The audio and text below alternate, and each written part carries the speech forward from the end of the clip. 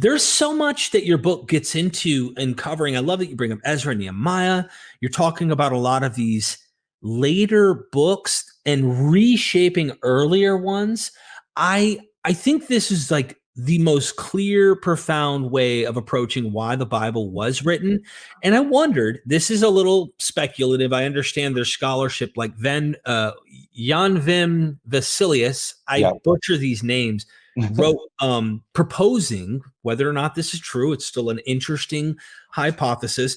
The 9 books of Herodotus, his histories, were possibly competitor kind of narratives, because we know that it's writing about Persia and Greece and what happened between Xerxes and King Cyrus, which is a huge player in the Bible. So we have these huge players that connect the dots between Herodotus's histories with these really well-known Persian kings, and to them they're significant. He even paints their divine narratives, all that kind of stuff, from the Greek perspective of explaining the Persian Empire. Then you have the biblical, and for crying out loud, Cyrus is the Messiah. What are your thoughts about this? Whether or not he's completely right on they modeled their mythical past of history and comparing it and try to create like a new histories, Herodotus kind of thing. What do you think about this weird thing happening here with Herodotus and the biblical narrative and this pivotal point with Persia? Okay, so that's not my field of expertise by any means. Herodotus is something I use quite a bit, but there are other scholars who are trying to show the connections between the kinds of history writing we have, like in the Bible, in Herodotus. And in some cases, they're not, they may be conservative scholars. One of them was Gary Knoppers of blessed memory. And he was in some ways a conservative scholar, but he was an expert on the Greek stuff. And he really shows how much of it is in the Bible against his intentions. Not that he was a fundamentalist by any ways. He grew up a fundamentalist, but his scholarship really makes a case for that. It's something that I have not worked on in that kind of direction and with that objective, but some of the stuff that we're seeing in the biblical record in terms of trying to create a narrative, trying to connect the dots, that's new. We don't have narratives of peoples in relation to other peoples like we have in Herodotus and Thucydides and in Greek history writing. We don't have that in the ancient Near East, but we have it in the Bible. Then the question is, so what's the connection? What's the connection between the Greek history writing and the biblical narratives? Because the biblical narratives stand out in their West Asian, Canaanite environment. And I think this confuses many academics. I'm sorry butting in. I just think this is a good conversation with you, Dr. Wright. You're right on. You're so open-minded, but also very careful. And I respect your decision on not even jumping to conclusions, but you're doing what I love, and that is thinking and having our audience think with us. Yeah. So this interesting point you bring up, it is very easy to pin the tail on the donkey for the Bible when you see, what looks like Canaanite, Ugaritic names for deities, possible Akkadian loan words. I mean, all of that stuff really points to this West Semitic or Southwest Asian context. And yet it's structured and modeled in a way that is competitive and even similar in many ways to how Greeks narrate in so many ways. So my question, and I'm throwing this to see what spaghetti sticks to the wall with you, is that, could we be taking old traditions, like you said, rewriting them under the context and pin of someone educated with the Greek awareness of how they write their literature, yet giving their heritage, their Semitic background, avoiding Greek loan words as much as often as possible, all of that? I think you're right. And it's like scholars go through the text with a fine-tooth comb, trying to find an Akkadian loan word or some kind of evidence for an Iron Age dating, which means like before defeat. They're very interested in the Iron Age because, once again, they want to get away from defeat. They don't, because that makes it all human, thoroughly human, ultra human, as Nietzsche said. And so You have to remember that in our own languages, in our own traditions, we have loan words that are or sayings that are very ancient. We don't even know where they come from.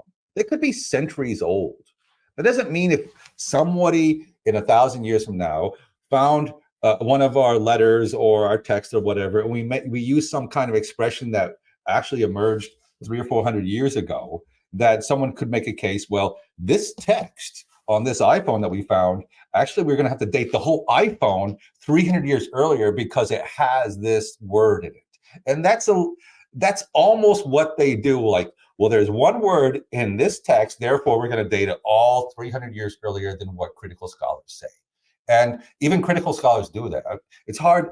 We should talk sometime about how the field works, because the SBL, the Society of Biblical Literature, is this huge guild of scholars. There's evangelicals, there are Jews, there are critical scholars, there's a whole spectrum of where my point is that the critical scholars that are really useful to read, they still kind of make things fuzzy by saying, here's some loan words.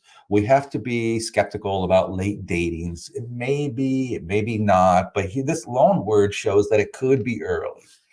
And it's like, that's not helpful, because the whole picture just fits so well. And I think I lay that out in a new way so that it resonates with people. And you'll have to see how I do it. And I think that's good. Listen, the reception is really good by non-biblical scholars. It also is by biblical scholars, but I think that the biblical scholars kind of gulp from it. Because you think that's because it's competing? It's almost like, how dare you steal my thunder? No, it's not about that. I'm just like popularizing. That's not what I'm doing. Actually, the book, I did not expect it ever to take off. I didn't write a popular book. It's by Cambridge University Press. Someone sent it to Gopnik, who's this like literary critic in New York who only reviews several books a year.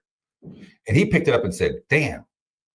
And he wrote a review of it in the New Yorker, which blew me away, blew everybody away. And there's other people who are doing that because they don't have any vested interest in this. I wrote this book actually for scholars and for students. I did not write it for it's easy to read because I don't like to write things in a complex matter, because a part of scholarship that I think you appreciate is taking very complex matters and making them easy to understand. Yes. And I think a knack for that, at least in the writing. I'm not sure I do it in communication as well, in oral communication, but in the writing, I do that, I think, pretty well. And what they're mad about is that it's setting out so easily for a broad audience, an idea that something that they may have been worried about, but no one had really developed and taken all the way.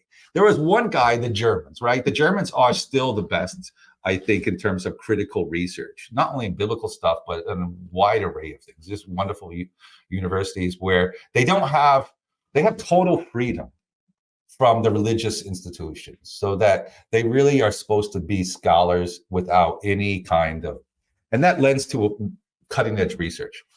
So this guy, Julius Wellhausen, like around 1900, he came up with the idea, or didn't come up with it, but he developed it a bit about defeat. And once again, kind of fuzzy, but pretty clear. He had to leave the theological faculty for it. He had to go to another school and teach in it. And Wellhausen is, for many people in my field, respected, but kind of seen as the devil. And why? Why is he the devil? Because he just lays out things that people see, damn, that makes sense, but I'm going to work my whole career to show that it's more complicated than what he says. And if I can just add a little bit of nuance to it, people might just throw him all the way out with the bathwater. And I don't think Wellhausen gets it right in many ways. And I try to really show that it's a much more concerted effort after defeat. He has a lot of stuff that goes all the way back to Moses, but writing in 1900, that's forgivable. Right. You're 100. And I read some of that 10th century, 11th century BCE, and I'm like, I breathe. Yeah. Like, I mean, when he was saying that, it was radical because he left some stuff that may go back to Moses or whatever, right. But he took so much away from Moses and from David and from all of them that he got in a lot of trouble. And today, I take everything away from them. And yeah, well, other than possibly, and I say possibly, a memory. And but even then, like, you can't prove anything based on a memory. And if the and I'm talking about the memory of a dynasty or a people, but the fact that they constructed this narrative and it goes against archaeology, you know, you're really, like, your book is going to show, like, you're really barking up the wrong tree of assuming this is what actually happened as it's documented. Is there a name of a guy from way back? Probably. Could be. That's but at that point, what's the important point? It's really the story that you're reading, rather than could they have known a name from 500 years ago that's Southwest Asian in heritage or something, or a dynasty of a tribal people, you know, all these interesting things. I think that also, if I might add, this point is that there have been scholars who will, like, downdate everything, make it to the Greek period, and they're often very simplistic. Right. And what makes my work controversial is that no one has ever said Jacob Wright is simplistic. There's a lot of nuance. There's a lot of archaeology. One of the most respected biblical scholars in Hebrew Bible. I teach at the top program in PhD studies at Emory University. All of that. So it's not somebody who has an agenda to kind of just debunk the Bible. Right. I'm an intellectual, and I want to be honest about it, because I think we learn a lot about how humans respond to catastrophe.